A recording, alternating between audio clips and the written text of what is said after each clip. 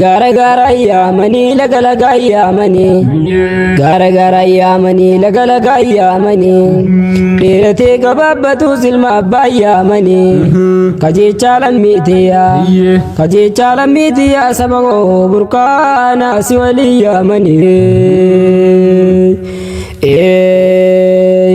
goota gaaf dawwaame ciisee loluun beekani arjaa harkaa dhabee kophaa nyaachuun beekani nama hayyummaa qabu gaaddisaani beekani kajecha lammiitiya burqaa arjummaa jaalalaan si beekani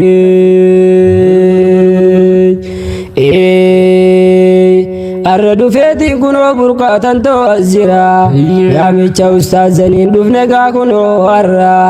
yaamicha diin islaamaa harkatuun tunu carra rabbii wal nu garsiise baane gaa kunoo darra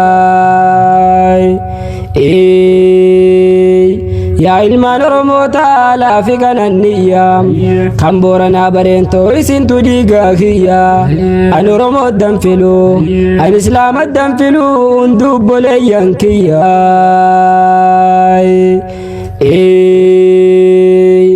yoo gootaatii ni qabna yoo hayyuutii ni qabna yoo arjaatii ni qabna gara laafeessa namaa ulamaa'ii ni qabna sodaa maaliif duuba ija teenya qaqqabna diin islaam ruuhii teenya isaaf lubbuu ni dhabna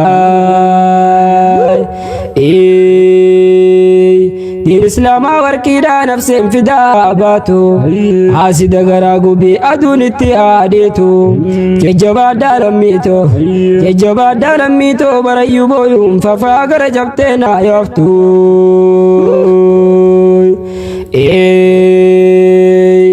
akka jalloo baaburaa tana garaa waa muraa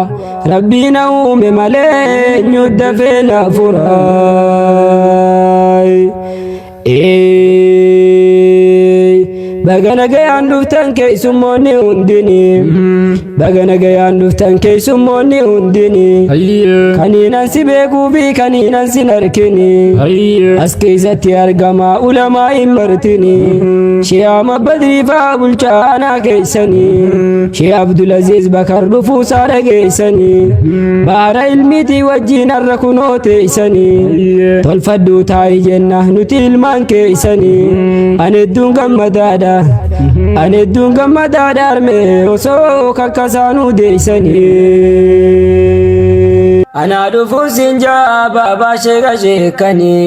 burqaa diin islaamaati isin olii beeytanii naggaadee diin islaamaa buuree isaa sheekanii shee mustafaa mahammadii dhufe ganda keessanii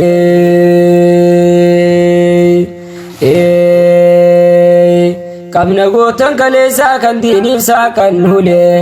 obsee har'a ga'ee gaatana lagaasan ulee jechaatu natti kaatee tanaafiin alaanalee yaa shee Ibraahim Muhammad goota gootummaan bulee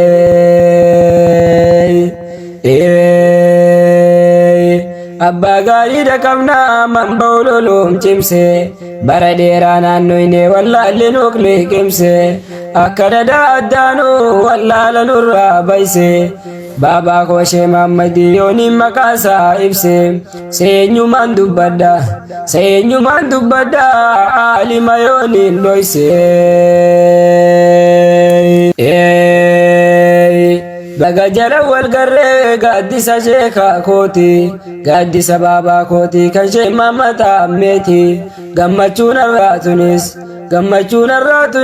sababa isaaniiti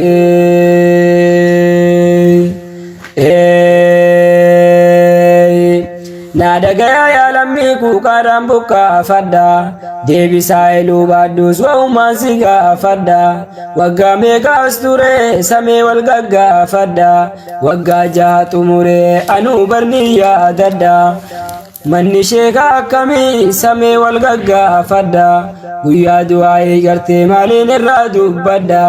guyyaa waliimaa gartee maaliin irraa dubbadha gungumeetiin dabraahu gaaf tokkoon ol baafadha dhibdeen kiyya kanuma lammii toonaa hubadhaa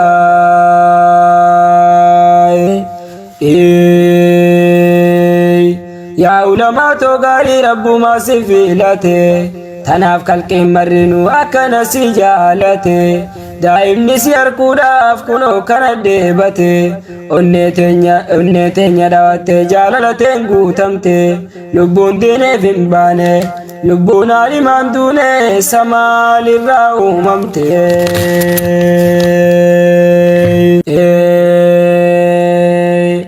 Assalamu alaikum warahmatullahi wabarakatuh isininja abootikka guddaan keeysanii guddate yaada gaagduu manba'ululum keeysanii diinitti afaan isinii abartu ijoolleen teeysanii yaa hawwan magaalaa burqaa jabdu seenaan teeysanii fayyaada yaa lammiitoo yooniif na dhageeysanii akkam nagalumaa yaa ummaa haati sheekan deeysanii kan akka ibsaa dagaaleen camee qadeeysanii hawwan magaalaa burqaa jabdu seenaan teeysanii utubaa taatanii fi ulamaa'ii teeysanii haga guyyaa irratti yoomi takkaa teeysanii galatoomiin siinjaa ani ilmi keeysanii akkanaan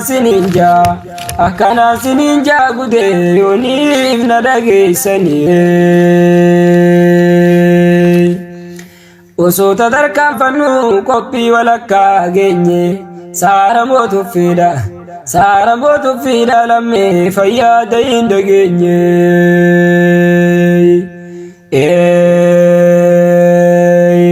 kan dulloome muutatu kan du'e waan yaabbatu Oromoon safu qabaa waa hundaaf hin gaabbitu takbiirtaa mirkaneessa kan ulamaa jaalatu arrawaan ajaa'ibaa takka nu odeeysanii eeyba manba'ululum isinoo dhageeysanii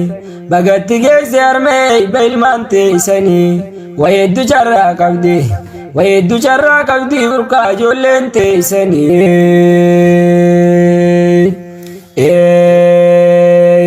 durii isaan hangolootaa hedduudha biqilchine akkuma ammaan dura addunyaa gumaachine daa'imman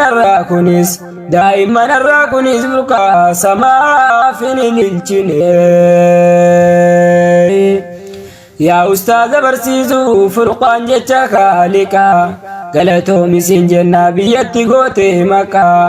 diin islaamiif nu yaamtee nu jettee dadammaqaa sumaa irra nu caalaa nuti meetaaf maallaqaa fidaaka yaa habiibi fidaaka shee mammakoo dhiiga goosiif gannaqaa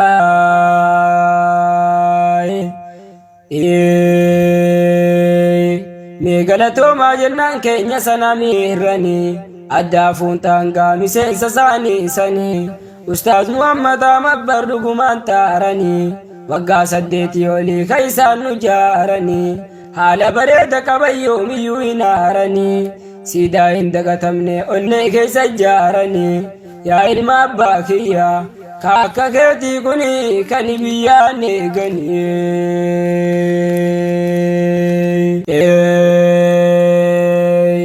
yoo feetellee gammadii yoo feetellee meelolii abbaa feetes jaaladhu quba ol baasii fili ansheeka hin daganne samaaliyaa laanalle osoon hin qabaadde gaanii badaasanuu beli badaasanuu harkanne dhiira harkanne baraashee usmaa'ili